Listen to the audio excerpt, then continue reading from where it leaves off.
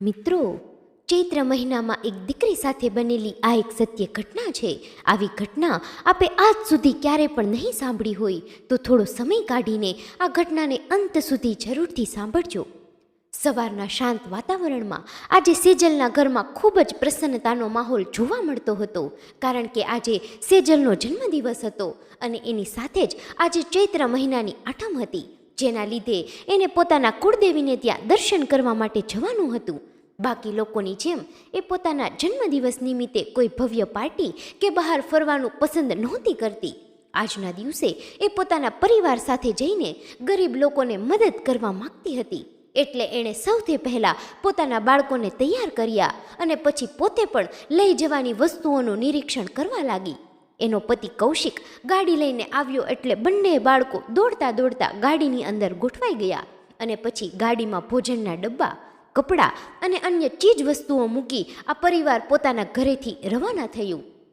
પહેલાં તો આ લોકોએ મંદિરની અંદર જઈને ભગવાનના આશીર્વાદ લીધા અને ત્યારબાદ ત્યાં રહેલા નાના ગરીબ બાળકોને કપડાનું દાન કરીને તેઓ આગળ જવા માટે નીકળ્યા. ભોજન કરાવવા માટે એ એક મોટા મંદિર તરફ જવાના હતા. પૂજારી સાથે વાતચીત કરીને એમણે ગરીબોને ભોજન કરાવવાની પરવાનગી લઈ લીધી.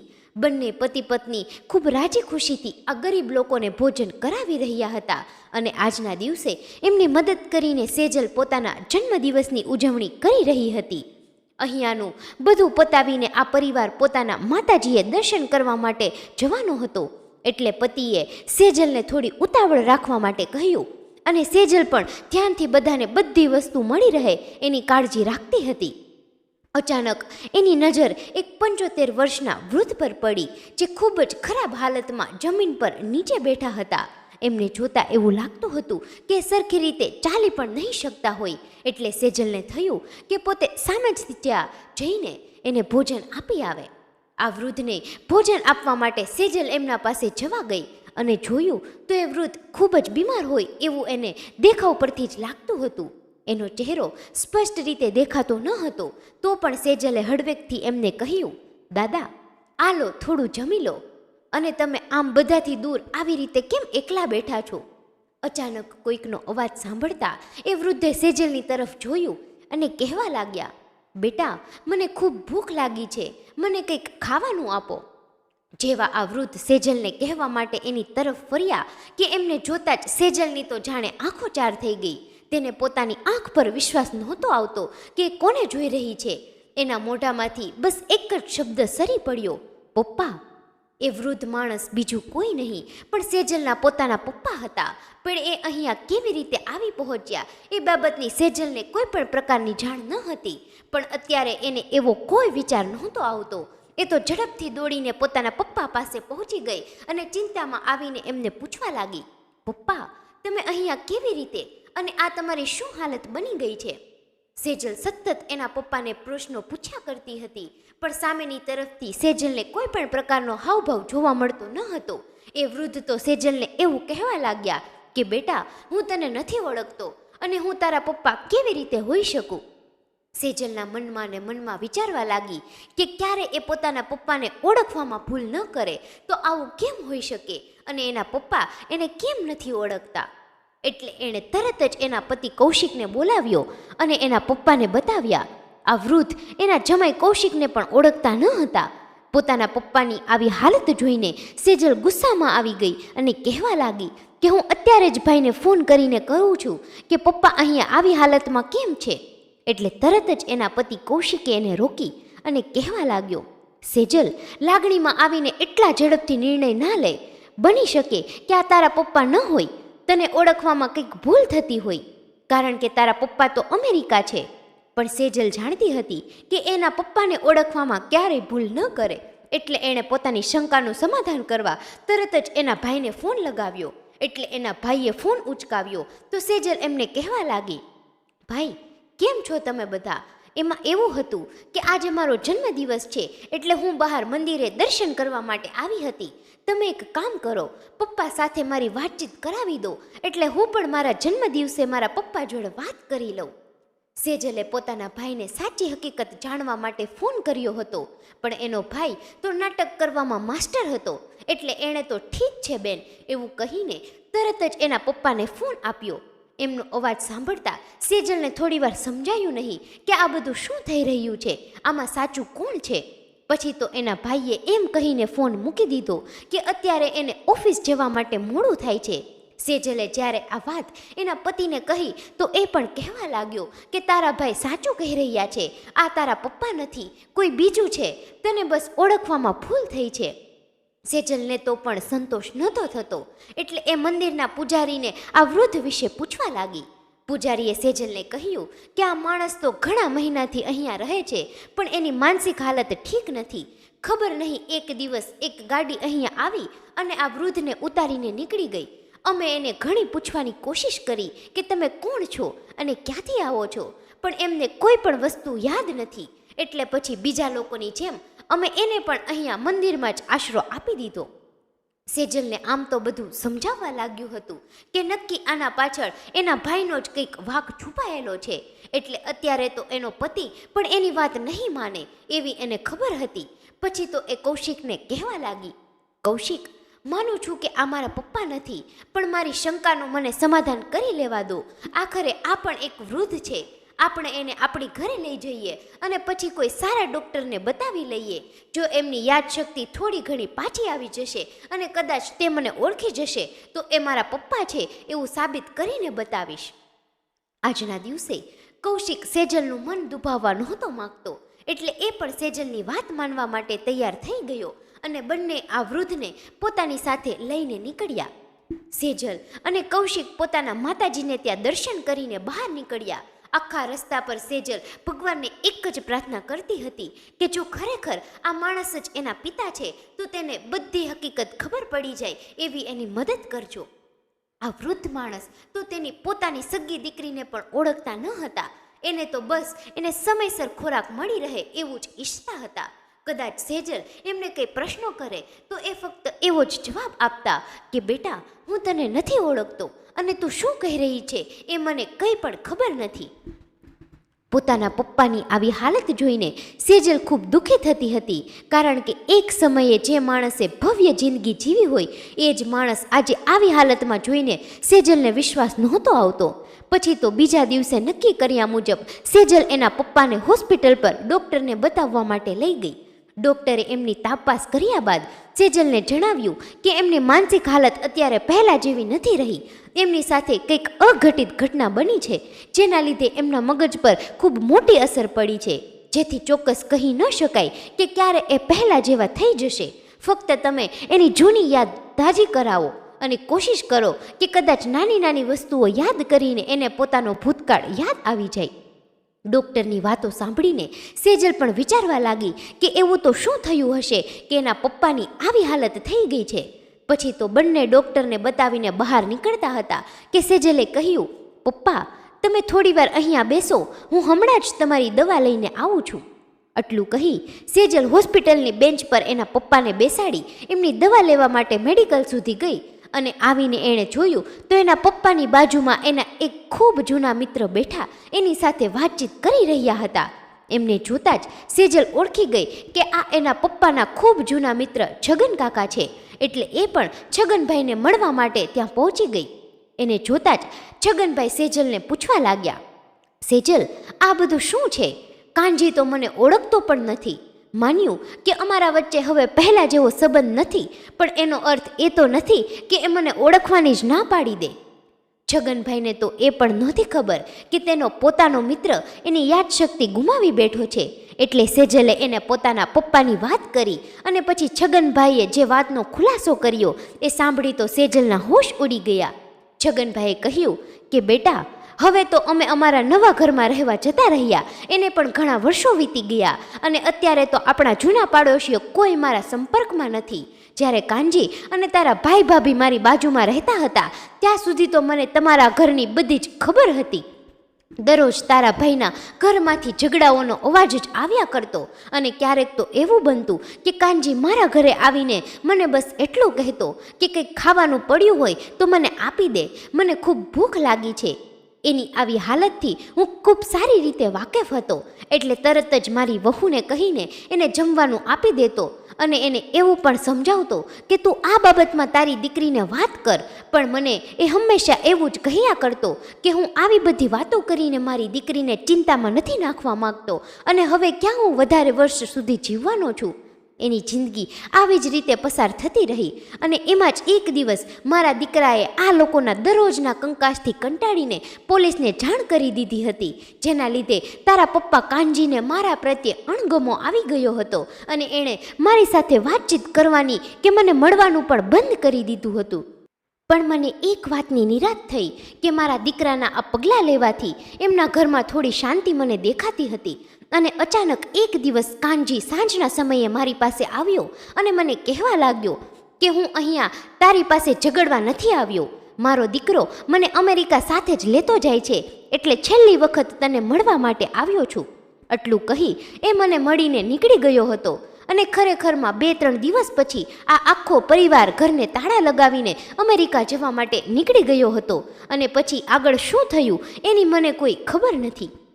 સેજલને આ વાતની જાણ થતાં એ તો વિચારમાં પડી ગઈ કે આજ સુધી એના ભાઈએ એની સાથે ફક્ત ખોટું જ બોલ્યું હતું અને હકીકત શું છે એની એને આજે ખબર પડી રહી હતી. પછી તો છગનભાઈ એટલું કહીને ત્યાંથી નીકળી ગયા કે બેટા, મારા લાયક કંઈ કામકાજ હોય તો જરૂર તારા કાકાને યાદ કરજે. અને પછી સેજલ પણ પોતાના પપ્પાને લઈને એના ઘરે જવા માટે નીકળી ગઈ. આખા રસ્તે એ પોતાને જ દોષ દેતી હતી કે શા માટે એણે હંમેશા એના ભાઈની વાતો પર વિશ્વાસ કર્યો. રાતના સમયે જ્યારે એનો પતિ ઓફિસેથી ઘરે આવ્યો ત્યારે સેજલે કૌશિકને બધી વિગતવાર વાત કરી. એ સાંભળી કૌશિક પણ વિચારમાં પડી ગયો કે એનો સગ્ગો દીકરો એની સાથે આવું કેમ કરી શકે. પણ કૌશિક એવું પણ કહેવા લાગ્યો કે સેજલ, તારા ભાઈ તો તારા પપ્પાને અમેરિકા લઈ ગયા હતા અને તારી તો અવારનવાર એમની સાથે વાતચીત થતી હતી. નક્કી આમાં કંઈક બીજું છે. તું વધારે વિચાર ન કર અને તારા ભાઈને ફોન કરીને જે પણ સત્ય હકીકત છે એ જાણવી લે. એટલે તરત જ સેજલ પોતાનો ફોન લઈને એના ભાઈને ફોન કરવા માટે જતી જ હતી કે અચાનક એને રૂમની અંદરથી અવાજ આવ્યો. આ અવાજ એના પપ્પાનો હતો. એ જોર જોરથી બૂમો પાડી રહ્યા હતા. પોતાના પપ્પાનો અવાજ સાંભળીને સેજલ અને કૌશિક તરત જ એના રૂમ તરફ દોડી ગયા અને જઈને જોયું તો એના પપ્પા ઊંઘમાં મને નહીં મારો, મને માફ કરો એવું બોલી રહ્યા હતા. સેજલ એના પપ્પા પાસે ગઈ અને એમના માથા પર હાથ ફેરવીને એમને શાંત પાડવાની કોશિશ કરતી રહી. થોડીવાર રહીને એના પપ્પા શાંત થઈ ગયા અને ફરી સૂઈ ગયા. એમની આવી હાલત જોઈને સેજલ હવે સમજી ગઈ હતી કે નક્કી એના ભાઈ અને ભાભીએ પપ્પા સાથે એવું કંઈક કર્યું છે જેના લીધે પપ્પાની આવી હાલત થઈ ગઈ છે. પછી તો એણે ફરી પોતાના ભાઈની પરીક્ષા લેવા માટે એને ફોન કરીને કહેવા લાગી કે ભાઈ, આજે પપ્પાને જોવાનું ખૂબ મન થયું છે, તમે વિડીયો કોલ કરીને મને પપ્પાને બતાવો. એટલે એનો ભાઈ બહાના બનાવતો કહેવા લાગ્યો કે પપ્પા તો એના મિત્રો સાથે બહાર ગયા છે, કારણ કે આખો દિવસ ઘરે રહીને એ બોર થઈ જાય છે, એટલા માટે એ પોતાના મિત્રો સાથે સમય પસાર કરે છે. સેજલનો ભાઈ સતત સેજલ સાથે ખોટું બોલતો હતો, પણ આ વખતે સેજલને બધી જ હકીકત ખબર હતી. એટલે હવે એ પોતાના ભાઈના આ જૂઠા નાટકમાં આવવાની ન હતી અને પોતાના ભાઈની વાતો પરથી સેજલ જાણતી હતી કે એનો ભાઈ ક્યારે સત્ય હકીકત શું છે એ નહીં જણાવે. એને જ કંઈક યુક્તિ લગાવવી પડશે જેથી એ જાણી શકે કે ખરેખર એના પપ્પા સાથે શું થયું હતું. મિત્રો, આગળની ઘટનામાં શું બન્યું તેની વાત કરીએ તેના પહેલાં જે પણ મિત્રો આપણો રેગ્યુલર વિડીયો નિહાળી રહ્યા છે અને રેગ્યુલર આપણા વિડીયોમાં કમેન્ટ કરી રહ્યા છે તે લોકોના નામ અમે આનંદ સાથે અહીં ઉલ્લેખ કરી રહ્યા છીએ. તે નામ આ પ્રમાણે છે: નટવરલાલ કાછડ, ગોકુલભાઈ રાઠોડ, ઉર્મિલાબેન પટેલ, સુધાબેન દવે, ધનજીભાઈ સોલંકી આપણા આગળના વિડીયોમાં એવું લખી રહ્યા છે કે વિડીયો ખૂબ જ ગમ્યો, આંસુ લાવી દીધા. પદ્માબેન પદ્મશાલી, ઇન્દુબેન સતીશભાઈ પટેલ પણ ખૂબ સરસ મજાની કમેન્ટ કરી રહ્યા છે. નીતાબેન દેસાઈ, હિનાબેન ત્રિવેદી, વિમલાબેન મહેતા પણ ખૂબ સરસ મજાની કમેન્ટ કરી રહ્યા છે.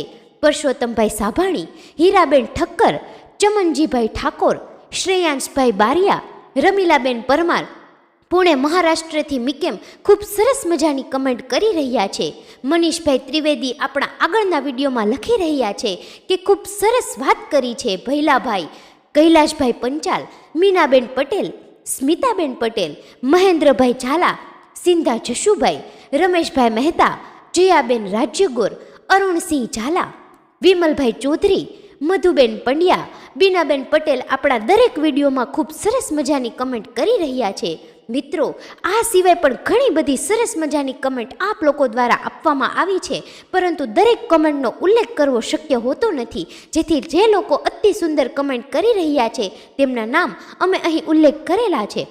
આપ સૌ મિત્રોને અમે હૃદયપૂર્વક આભાર માનીએ છીએ. આવી રીતે જ આપ દરેક વિડીયોમાં કમેન્ટ કરતા રહો. અને મિત્રો, ખાસ આપના નામની પાછળ તમે કયા ગામથી કમેન્ટ કરી રહ્યા છો તે પણ જરૂરથી જણાવજો, જેથી અમે તેનો પણ ઉલ્લેખ કરી શકીએ અને આપની કમેન્ટ વાંચીને આપના સગા વહાલા પણ આપના ઉપર ગર્વ કરી શકે. જેથી મિત્રો, ખાસ દરેક વિડીયોને લાઈક અને કમેન્ટ કરતા રહેવું. અને ચાલો મિત્રો, હવે આગળની કહાનીમાં શું બન્યું તેની વાત કરી લઈએ.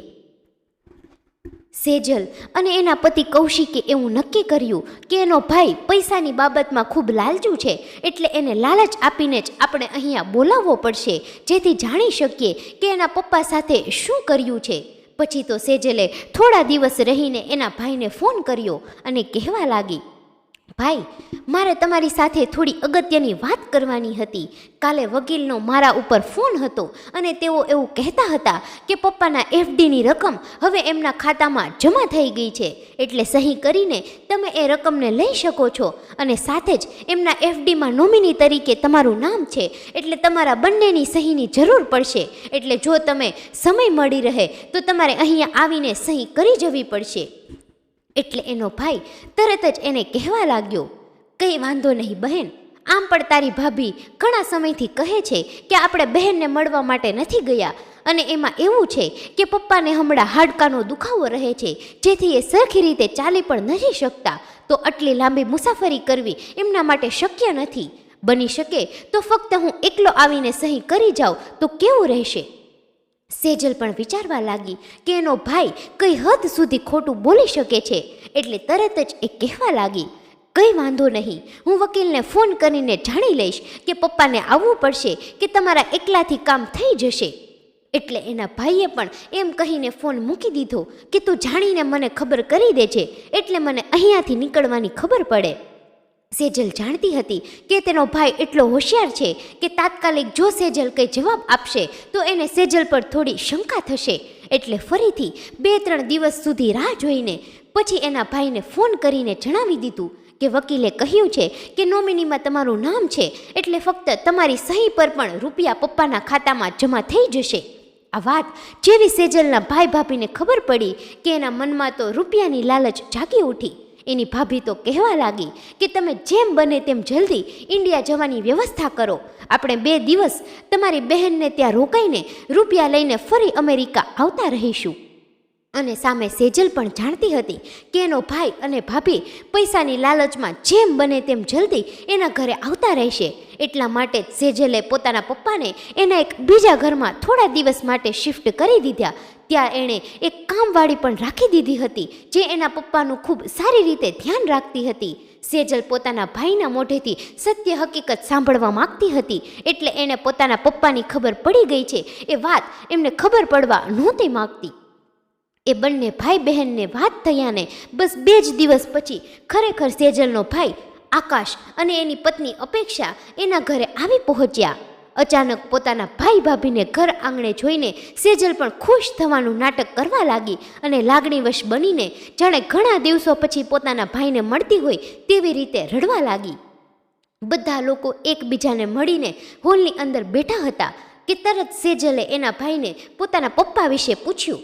અત્યાર સુધી તો એનો ભાઈ બસ ફોનમાં જ ખોટું બોલતો હતો, પણ આજે તો એની નજર સામે ખોટું બોલવાનો હતો, એટલે સેજલ ધ્યાન દઈને એના ભાઈના શબ્દોને સાંભળતી હતી. જેવો સેજલે એના પપ્પા વિશે પ્રશ્ન પૂછ્યો કે એનો ભાઈ આકાશ થોડો અચકાઈને કહેવા લાગ્યો, બેન, એમાં એવું છે કે પપ્પા લાંબી મુસાફરી કરીને થાકી જાય પછી એમને અમે અમેરિકા જ રહેવા દીધા, અને ત્યાં એક મેડ પણ રાખી દીધી છે જે પપ્પાનું ખાવા પીવાનુંથી લઈને દવા સુધી બધી જ કાળજી રાખશે. તારે એમની ચિંતા કરવાની જરૂર નથી. પપ્પાએ અમને કહ્યું કે શાંતિથી તમે આટો મારતા આવો અને મારી દીકરી શું કરે છે એ જાણતા આવો. પોતાના ભાઈના આટલા બધા ખોટા શબ્દોથી સેજલ પોતાને રોકી નહોતી શકતી, પણ એનો પતિ હજુ એને શાંત રહેવા માટે જ કહેતો હતો. તરત જ આકાશ સેજલને કહેવા લાગ્યો કે આપણે હવે ક્યારે વકીલ પાસે જવાનું છે, મારે પછી વહેલા અમેરિકા નીકળી જવું છે. એટલે સેજલ એમને કહેવા લાગી કે ભાઈ, હજુ આજે તો આવ્યા છો, 1-2 દિવસ શાંતિથી રોકાવ, પછી આપણે વકીલ પાસે જઈશું. અને આમ પણ શનિ રવિની રજાઓ આવી રહી છે, એટલે બધી જ ઓફિસો બંધ હશે. તમે 2 દિવસ શાંતિથી અમારી સાથે સમય પસાર કરો અને સોમવારે તમારું કામકાજ પતાવીને અમેરિકા જવા માટે નીકળી જજો. શનિ રવિ આડા આવતા આકાશનું કામ અટકી પડ્યું અને એને ના છૂટકે આ 2 દિવસ એની બહેનના ઘરે રોકાવું પડે એમ હતું. આ 2 દિવસોમાં સેજલે અનેકવાર એના ભાઈને પપ્પા વિશે વાતો કર્યા કરતી અને સામે એનો ભાઈ પણ નવું બહાનું કરીને એને ખોટું કહ્યા કરતો હતો. સેજલથી આ બધું સહન નહોતું થતું.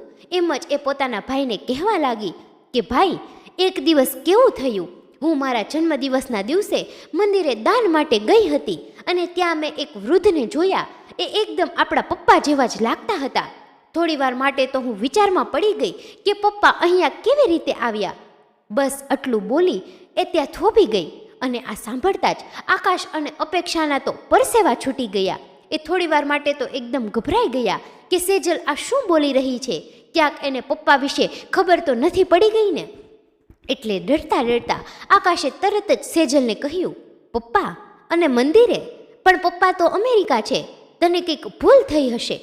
એટલે સેજલ પણ હસતા હસતા કહેવા લાગી, હા ભાઈ, ખરેખર એવું જ થયું. થોડી વાર માટે તો મને પણ એમ લાગ્યું કે આ આપણા પપ્પા જ છે, પણ એ મારો ભ્રમ હતો, કોઈક બીજું જ હતું. બાકી હું પણ વિચારમાં પડી ગઈ કે મારા પપ્પા તો અમેરિકા છે અને સાવ આવી હાલતમાં એ અહીંયા મંદિર પાસે કેમ બેઠા છે. હજુ એનો ભાઈ એ જ જૂઠ પર કાયમ હતો અને સેજલ હવે જોવા માંગતી હતી કે એ ક્યાં સુધી ખોટું બોલી શકે છે. પછી તો 2 દિવસ સેજલે પોતાના મગજ પર ખૂબ કાબૂ રાખ્યો કે એ પોતાના ભાઈને કોઈ પણ બાબત વિશે વાત ન કરે, કારણ કે એના પતિએ એને સમજાવી હતી કે જો એનો ભાઈ એના મોઢેથી એની ભૂલ કબૂલ નહીં કરે તો ક્યારે એને ખબર નહીં પડે કે એના પપ્પા સાથે શું થયું છે. એટલે બિચારી સેજલને ના છૂટકે શાંત રહેવું પડે એમ હતું. એમાં ને એમાં સોમવારનો દિવસ પણ આવી ગયો. પછી તો નક્કી કર્યા મુજબ આ લોકો વકીલ પાસે જવાના હતા. પણ આકાશ એ નહોતો જાણતો કે ખરેખરમાં કોઈ વકીલ પાસે જવાનું જ ન હતું. એ તો ફક્ત એની બહેને એને અહીંયા બોલાવવા માટે મોટી યોજના બનાવી હતી. સવારના 10 વાગ્યે આકાશ તો પોતાની પત્ની સાથે તૈયાર થઈ ગયો અને કહેવા લાગ્યો કે આપણે ઝડપથી વકીલ પાસે જઈને પ્રોસેસને પતાવી લઈએ, એટલે પછી હું મારા ઘરે જવા માટે નીકળી જાઉં. અને ત્યારે જ સેજલ બહાર આવી. આજે એના ચહેરા પર એક અલગ પ્રકારની જ તીખાશ જોવા મળતી હતી. એ કટાક્ષભરી નજરથી એના ભાઈ ભાભી સામે જોતી હતી અને ફરી એ કહેવા લાગી, ભાઈ, તમે એકવાર પપ્પાને ફોન કરીને આ બાબતમાં જણાવી દો. એટલે ફરી આકાશ એને નવું બહાનું આપવા લાગ્યો. આ વખતે તો સેજલ એના કોઈ પણ બહાના માનવાની ન હતી. એટલે કહેવા લાગી કે કંઈ વાંધો નહીં, તમે પપ્પાને જાણ ન કરી શકતા હોય તો હું જ આજે પપ્પાને જાણ કરી દઉં અને તમે ચિંતા ન કરશો, આજે હું પપ્પાને ફોન નહીં કરું. પણ બસ એટલું કહી એ પોતાના ભાઈ અને ભાભી સામે જોવા લાગી. એટલે એના ભાઈને તરત શંકા ગઈ કે સેજલ નક્કી કંઈક જાણી ગઈ છે. પછી સેજલે પોતાના રૂમની અંદર એક નજર કરી તો એનો પતિ કૌશિક એના પપ્પાને પોતાની સાથે લઈને બહાર આવ્યો. અને આ બંનેને એક સાથે આવતા જોઈ આકાશ અને અપેક્ષાના ચહેરાના તો જાણે રંગ જ ઉડી ગયા. એ બંને એકબીજા સામે જોઈને થોડીવાર માટે નીચું જોઈને જ ઊભા રહી ગયા. પછી જેવા સેજલના પપ્પા કાનજીભાઈ એના જમાઈ સાથે બહાર આવ્યા કે આકાશ અને અપેક્ષાને સમજાતું ન હતું કે એના પિતા સેજલ સુધી કેવી રીતે પહોંચે. પછી સેજલે એના ભાઈ ભાભીને કહ્યું, હજુ પણ એમ જ કહેશો કે પપ્પા અમેરિકામાં છે? એટલે આકાશ એને કહેવા લાગ્યો, અરે નાના સેજલ, તું અમને ખોટા ના માનીશ, પણ પપ્પા ખબર નહીં કેટલા દિવસથી ઘરે નથી. એ અચાનક ઘરની બહાર નીકળી ગયા હતા. અમે એને બહુ શોધ્યા પણ અમને ક્યાંય પણ એની જાણકારી ન મળી. હજુ એનો ભાઈ સત્ય હકીકત કહેવા માટે તૈયાર નહોતો થતો. એટલે પછી હવે સેજલ પોતાના સંબંધની મર્યાદા ઓળંગી એને કહેવા લાગી કે અચ્છા, તો પપ્પા અચાનક અમેરિકા છોડીને ઇન્ડિયા આવી ગયા, તો જ્યારે તમે લોકો અહીંયાથી અમેરિકા ગયા હશો ત્યારની ઇન્ફોર્મેશન તો તમારી પાસે હશે જ ને, કે તમે કઈ તારીખે અમેરિકા જવા માટે તમારા ત્રણેયની ટિકિટ બુક કરાવી હતી. પોતાની બહેનના આવા સવાલો સાંભળી આકાશના તો પરસેવા છૂટવા લાગ્યા. એ કહેવા લાગ્યો કે હવે તો એ ખૂબ જૂનું થઈ ગયું છે, એ હવે મારી પાસે કંઈ પડ્યું નથી. એટલે સેજલ કહેવા લાગી કે કંઈ વાંધો નહીં, એરપોર્ટ ઓથોરિટીમાં મારી એક ફ્રેન્ડ ઘણા વર્ષોથી નોકરી કરે છે, હું એને જ ફોન કરીને જાણી લઉં છું. એટલે સેજલે ખાલી ખોટું પોતાના ભાઈ ભાભીને ડરાવવા માટે એની ફ્રેન્ડને ફોન કરવાનું શરૂ કર્યું. એનો ભાઈ એને કહેવા લાગ્યો કે ઊભી રહી જા, હું તને કહું છું કે શું થયું હતું. એમાં એવું હતું કે અમે ત્રણેય અમેરિકા જવાના જ હતા, પણ પપ્પાએ કહ્યું કે એને પોતાનું ઘર છોડીને ક્યાંય નથી જવું અને મારે એમને અહીંયા રહેવા નહોતા દેવા. પછી અમારા વચ્ચે થોડી ઘણી બોલાચાલી થઈ ગઈ અને પપ્પા ઘર છોડીને ક્યાંક ચાલ્યા ગયા. આકાશ પોતાની નવી નવી કહાની બનાવતો જતો હતો, પણ એ વાતથી સાવ અજાણ હતો કે એની બહેનને બધી જ હકીકત ખબર પડી ગઈ છે. એટલે સેજલે કહ્યું, કંઈ વાંધો નહીં ભાઈ, પપ્પા એની જાતે જ ઘર છોડીને નીકળી ગયા, પણ મને આમાં કંઈ સમજાતું નથી, એટલે મારે પોલીસ ફરિયાદ કરવી છે, કારણ કે મારા પપ્પાની આવી હાલત કરવાવાળા વિશે મારે બધું જ જાણવું છે. પપ્પા ઘર છોડીને ક્યાં જતા રહ્યા હતા અને પછી એમની સાથે શું થયું એ બધું તો મારે જાણવું જ પડશે. પોલીસનું નામ પડતા જ આકાશ ગભરાઈ ગયો અને એ સેજલ પાસે આવીને એને કહેવા લાગ્યો, ના બેન, હું તને જે કંઈ પણ સાચું છે એ બધું કહી દઉં છું, તું પોલીસને બોલાવવાની વાત ન કર. હવે સેજલને આકાશના ચહેરા પર ડર દેખાતો હતો, એટલે એને થયું કે હવે એનો ભાઈ જે કંઈ પણ સાચું છે એ કહી દેશે. પછી જે કંઈ પણ હકીકત હતી એ કહેવાની શરૂ કરી કે તારા લગ્ન પછી હું અને અપેક્ષા બંને નોકરી કરતા હતા અને પપ્પાનું ઘરમાં રહેવું અપેક્ષાને ગમતું ન હતું, કારણ કે આખો દિવસ એ ઓફિસનું કામ કરીને થાકી ગઈ હોય અને ઘરે આવીને પપ્પા એને નવું નવું કામ સોંપ્યા કરતા હતા. ધીમે ધીમે અપેક્ષાને એમના પ્રત્યે નફરત થવા લાગી અને રોજ રોજ ઘરમાં ઝઘડાઓ થવા લાગ્યા. પપ્પા હર એક વસ્તુમાં અમને બસ સલાહ જ દીધા કરતા હતા અને એક દિવસ અમે પપ્પાને સમજાવ્યા કે આપણે આ ઘર વેચીને અમેરિકા રહેવા જતું રહેવું છે, ત્યારે પપ્પાએ અમને આ મકાન વહેંચવાની ના પાડી, કારણ કે એના જીવનની આ યાદગીરીને એ વેચવા નહોતા માગતા અને અપેક્ષાને આ વાત મંજૂર ન હતી. એટલે અપેક્ષાએ પપ્પાને મારી નાખવાની ધમકી આપી કે જો તમે અમારી વાત નહીં માનો તો હું તમારી સાથે આવું કરીશ. અને અપેક્ષા તો ખાલી ખોટે પપ્પાને ડરાવતી હતી, પણ ખબર નહીં અચાનક પપ્પાનું બીપી એકદમ લો થઈ ગયું અને એ ચક્કર ખાઈને પડી ગયા. થોડી વાર રહીને પપ્પાને હોશ આવ્યો અને અમે જોયું તો પપ્પા મને કે અપેક્ષાને ઓળખતા ન હતા. અમને થયું કે થોડી વાર માટે પપ્પાને સદમો લાગી ગયો હશે એટલે એ આવું કરતા હશે, પણ ઘણીવાર જોયા પછી પણ પપ્પાને કંઈ ખબર ન હતી. પછી મેં એક ડૉક્ટરને બતાવ્યું તો એણે મને કહ્યું કે પપ્પાનું માનસિક સંતુલન ખરાબ થઈ ચૂક્યું છે, એટલે હવે એ આવી જ હરકતો કર્યા કરશે.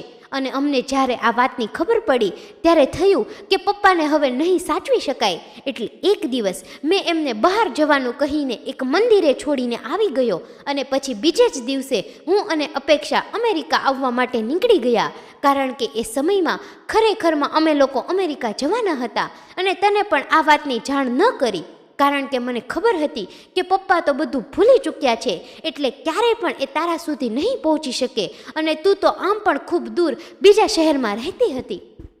પોતાના ભાઈના મોઢેથી આવો ખુલાસો સાંભળીને સેજલની આંખો તો ભરાઈ આવી. એને તો વિશ્વાસ નહોતો આવતો કે એનો સગ્ગો ભાઈ પોતાના પપ્પા સાથે આવું પણ કરી શકે. એ ગુસ્સામાં આવીને કહેવા લાગી, ભાઈ, તમે એકવાર તો વિચાર કરો કે પપ્પાની હાલત શું થઈ ગઈ છે. તમારાથી પપ્પા સચવાતા ન હતા તો એકવાર મને ફોન કરીને કહી દીધું હોત તો હું સામેથી આવીને પપ્પાને હંમેશા માટે મારી સાથે લઈ જાત, પણ હું તમને હવે માફ નહીં કરું. તમે જે કંઈ પણ ભૂલ કરી છે એ મારા ઘરના કેમેરામાં રેકોર્ડ થઈ ગઈ છે. આ ફૂટેજ હું પોલીસમાં જમા કરાવીશ અને તમને લોકોને કડકમાં કડક સજા અપાવીશ. હું જાણતી હતી કે નક્કી કંઈક ખોટું થયું છે, પણ પપ્પા સાથે એટલું બધું બની ગયું એવું મેં સપનામાં પણ વિચાર્યું ન હતું. તમે એકવાર એ તો વિચાર કર્યો હોત કે પપ્પાએ આપને બંને રાખવામાં શું કમી રહેવા દીધી હતી. મમ્મીના ગયા પછી ફક્ત પપ્પાની એકની જવાબદારી હું તમને સોંપીને ગઈ હતી અને તમે તો એ જવાબદારી પણ નિભાવી ન શક્યા. હવે તમારે જે કંઈ પણ કહેવું હોય એ પોલીસ સ્ટેશનમાં જઈને કહેજો અને અત્યારે મારા ઘરની બહાર નીકળી જાઓ. આજ પછી તમારે અને મારે કોઈ પણ પ્રકારના સંબંધ નહીં રહે. આટલું કહી સેજલે પોતાના ભાઈ ભાભીને ઘરની બહાર નીકળી જવાનું કહી દીધું. આકાશ અને અપેક્ષા સતત સેજલની માફી માગતા રહ્યા અને એના પપ્પા સામે જોઈને રડતા રહ્યા, પણ સેજલે એમની એક પણ વાત ન માની અને એમને ઘરની બહાર નીકળી જવા માટે કહ્યું. ઘણી મથામણ પછી આ બંને ઘરની બહાર નીકળી ગયા અને એમના ગયા બાદ સેજલ પોતાના પપ્પાના પગ પાસે બેસીને ખૂબ જોર જોરથી રડવા લાગી, કારણ કે એને ખૂબ અફસોસ થતો હતો કે એના ભાઈ ભાભીએ એના પપ્પા સાથે કેવો વ્યવહાર કર્યો, જેના લીધે આજે એના પપ્પાની આવી હાલત થઈ ગઈ છે. એને એક વાતનો હાશકારો થયો કે ભગવાને એને પોતાના પપ્પાની મદદ કરવા માટે મોકલી. પછી તો સેજલ પોતાના પપ્પાની એની માનસિક હાલતમાં ખૂબ સારી રીતે કાળજી રાખતી હતી. સમય જેમ જેમ પસાર થયો તેમ તેમ કાનજીભાઈની તબિયતમાં પણ ધીમે ધીમે ફેરફાર દેખાતો હતો. સેજલ એને પોતાની નાનપણની તસવીરો બતાવીને યાદ કરાવવાની કોશિશ કરતી અને એમાં એક સમય એવો પણ આવ્યો જ્યારે કાનજીભાઈને પોતાની જિંદગીનું બધું જ યાદ આવી ગયું અને જ્યારે એમની સાથે જે બન્યું હતું એ વાત સેજલે એમને જણાવી ત્યારે એ પોતાના દીકરીના માથા પર હાથ મૂકીને કહેવા લાગ્યા કે બેટા, ખરેખર હું હંમેશા કહેતો હતો ને કે તું મારા ઘરની લક્ષ્મી છે. નવરાત્રિની આઠમમાં કુળદેવી સાક્ષાત મારી મદદે આવ્યા અને તારા સ્વરૂપમાં મારી મદદ કરીને મારી ફરી જીવતો કરી દીધો. બાકી તો હજુ હું ક્યાં હોત અને કદાચ આ દુનિયામાં પણ ન હોત. આટલું બોલતા કાનજીભાઈની આંખો આંસુઓથી ભરાઈ આવી અને સેજલ એમને ચૂપ કરાવતા એમને ગળે લાગી ગઈ. પછી તો સેજલે જીવનભર પોતાના પપ્પાને એની સાથે જ રાખ્યા અને આ બાબતમાં સેજલના સાસરિયાવાળાને પણ કોઈ પણ પ્રકારનો વાંધો ન હતો. મિત્રો, આ એપિસોડ આપને પસંદ આવ્યો હોય તો ખાસ આપણી આ ચેનલને સબસ્ક્રાઈબ કરવાનું ભૂલશો નહીં, જેથી આવી જ સત્ય ઘટના અને સત્ય ઘટના પર આધારિત કહાની આપને સમયસર સાંભળવા મળતી રહે. તેમજ આ કહાની વિશે આપનું શું કહેવું છે તે પણ આપ અમને કમેન્ટ બોક્સમાં જરૂરથી જણાવજો. ફરી મળીશું મિત્રો કોઈ નવા એપિસોડ સાથે. ખૂબ ખૂબ ધન્યવાદ. જય મા ગાત્રાળ. જય શ્રી કૃષ્ણ.